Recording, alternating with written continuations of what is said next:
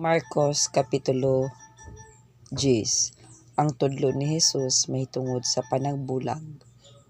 Ug si Jesus mipahawa didto ug miadto sa kayutaan sa Judea ug sa tabok sa Jordan.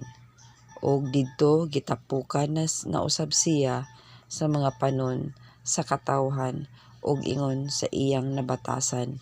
Iya na usab silang gipanudloan.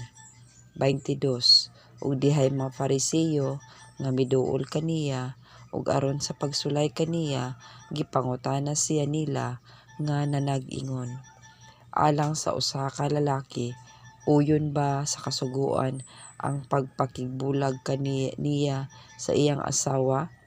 3. Siya mitubag kanila, unsa may gisugo ni Moses kaninyo?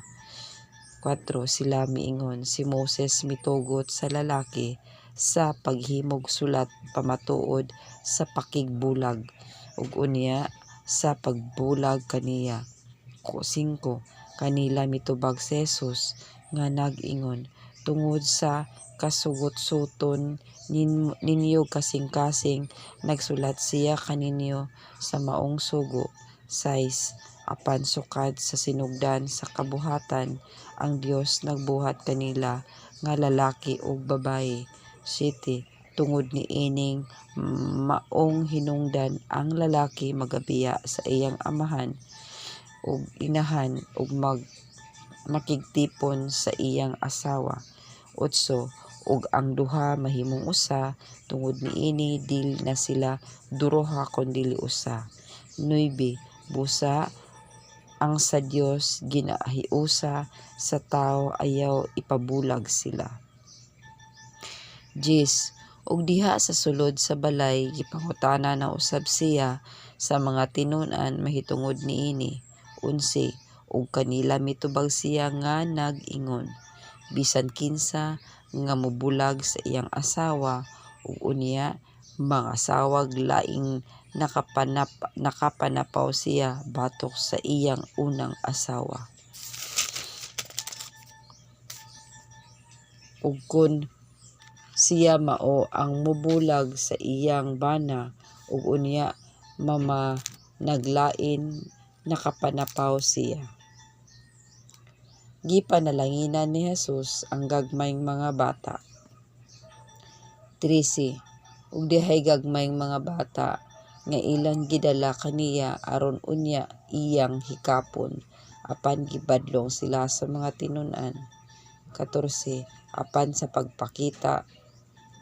sa pagkakita ni Jesus niini, nasuko siya ug miingon siya kanila, paduula kanako ang gagmayng kabataan ug ayaw ninyo sila pagpugi, kay ang gingharian sa Dios ila nga mga sama kanila. 15.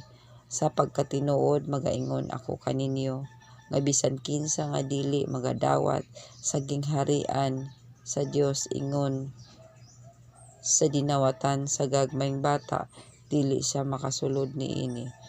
16. O gikugos niya sila ug sa pandunggan niya sila sa iyang mga kamot, iyang gipanalanginan sila.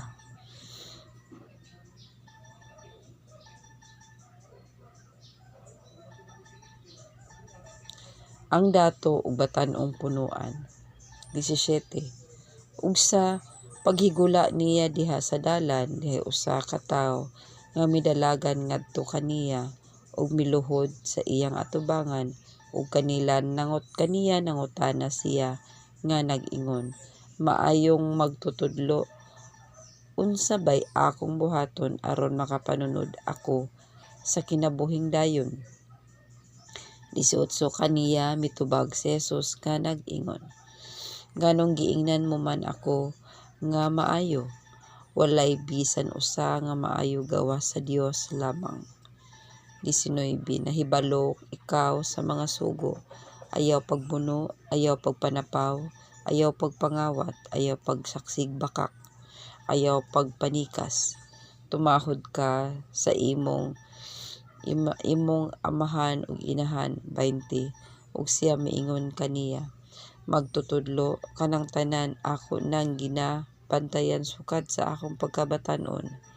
21 ug si Jesus sa nagsud-ong siya kaniya, nahigugma kaniya ug miingon kaniya, kulang kag usa ka butang, lumakaw ka, ibaligya ang imong katigayunan ug ang halin ihatag ngadto sa mga kabus ug makabaton kag bahandi didto sa langit ug unya umanhi ka ug sumunod ka kanako. 22 ug ang tawo naminghoy tungod sa maong pulong ug milakaw siya nga masulub-on kay dako man ugod siyag katigayunan. 23 ug si Jesus miliraw sa pagsud-ong ug miingon sa iyang mga tinun-an, pagkalisod gayud alang sa mga adunay bahandi ang pagsulod sa gingharian sa Dios. 24 ug ang mga tinun-an nahibulong tungod sa iyang mga pulong. Apan kanila si Jesus misulti pag-usab nga nag-ingon, mga anak, alang sa mga managsalig sa bahandi, pagkalisod gayud ang pagsulod sa gingharian sa Dios. 25 masayon pa sa kamilyo paglusot sa mata sa dagom kaysa usa ka dato pasulod sa gingharian sa Dios. 26 og nahitingala sila sa hilabihan gayud ug mingon sila kaniya, nan kinsa man di ay ang arang maluwas. 27 og si Jesus misud-ong kanila ug miingon, sa mga tawo nga dili gayud kini mahimo, apan sa Dios mahimo kini, kay sa Dios mahimo man ang tanan. 28 ug si Pedro misugod sa pag-ingon kaniya, tan-awa, amo nang gibiyaan ang tanan ug na nagsunod kami kanimo. 29 si Jesus mitubag nga nag-ingon, sapagkat tinuod magaingon ako kaninyo nga walay bisan usa nga nagbiyag balay o mga igsoong lalaki o mga igsoong babaye o inahan o amahan o mga anak o kayutaan tungod kanako ug tungod sa maayong balita nga niining kinabuhia karon dili magadawat og usa ka gatos kapilo sa mga balay ug mga igsoong lalaki ug mga igsoong babaye ug mga inahan ug mga anak ug mga kayutaan, inubanag mga paglutos ug unya sa kapanahunan nga umalabot sa kinabuhing dayon. 31 apan daghan ang nagauna karon nga unya mangulahi ug daghan ang nangaulahi karon nga unya manag-una. Sa ikatulo gipasidaan na usab ni Jesus ang iyang kamatayon. 32 ug diha sila sa dalan na nagtungas paingon sa Jerusalem ug naglakaw si Jesus nga nag-una kanila ug nahibulong sila ug nangahadlok ang mga nanagsunod ug sa napinig na usab niya ang napulog duha, iyang gisugdan sila sa pagsugilon mahitungod sa iyang dadangatan.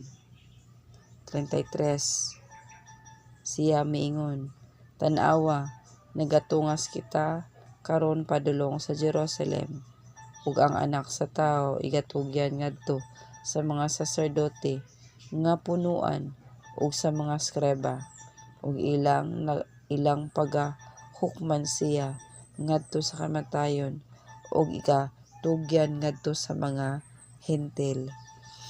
34 ug siya ilang pagabugal-bugalan ug pagalud-an ug pagahampakon ug pagapatyon apan mabanhaw siya human sa 3 ka adlaw. Ang hangyo ni Santiago ug ni Juan.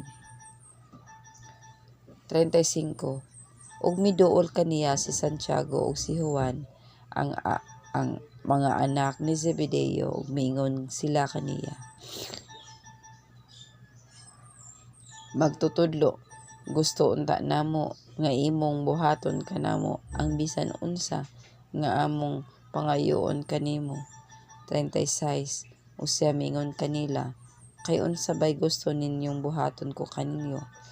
37 kaniya mitubag sila nga nag-ingon, tuguti kami unya sa paglingkod diha sa imong himaya, ang usa anha sa imong tuo ug ang usa anha sa imong wala.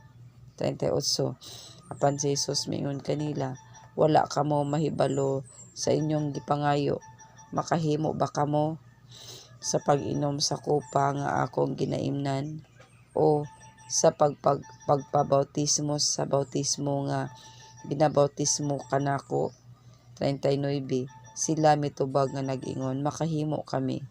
O si Jesus miingon kanila, sa kopa nga akong ginaimnan magainom kamo, ug sa bautismo nga ginabautismo kanako pagabautismohan kamo. Apan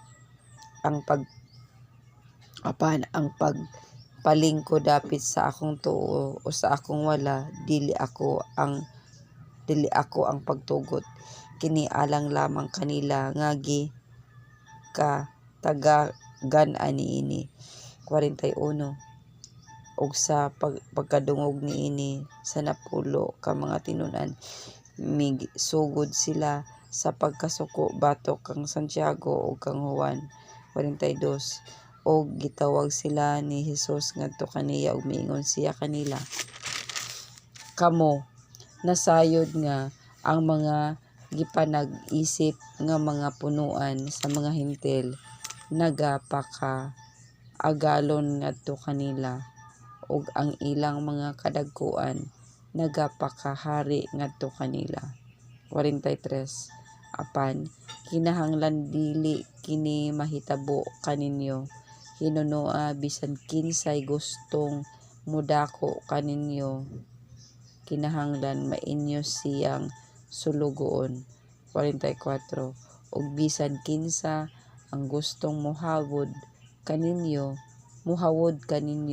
kinahanglan maulipon siya sa tanan.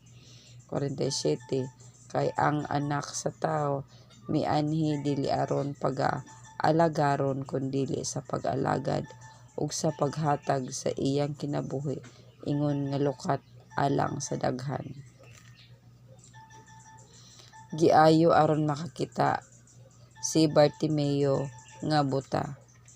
46 ug unya miabot sila sa Jericho, ug sa paggikan niya sa Jericho kauban ang iyang mga tinun-an, ug sa usa ka dakong panon sa katawhan diha sa daplin sa dalan naglingkod ang usa ka makililimos nga buta nga mao si Bartimeo nga anak ni Timeo.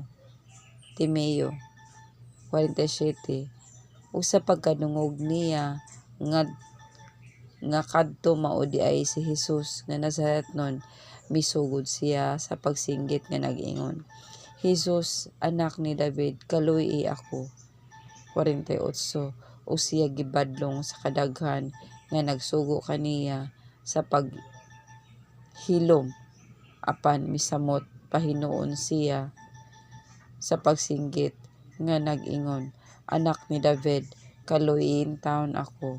ug si Jesus mihunong ug miingon, tawga siya. Ug ilang gitawag ang buta ug giingnan siya, sumalig ka, tindog, gitawag ikaw niya. 50 ug giwakli niya ang iyang kupo ug milukso ug miduol siya kang Jesus. 51 ug si Jesus miingon kaniya, unsa may gusto mong buhaton ko alang kanimo? Kaniya mitubag ang buta nga nag-ingon, magtutudlo nga makakita na unta ako. 52 si Jesus miingon kaniya, lumakaw ka, ang imong pagsalig nakapaayo kanimo. Ug diha nakakita na siya ug mikuyog siya kang Jesus diha sa dalan.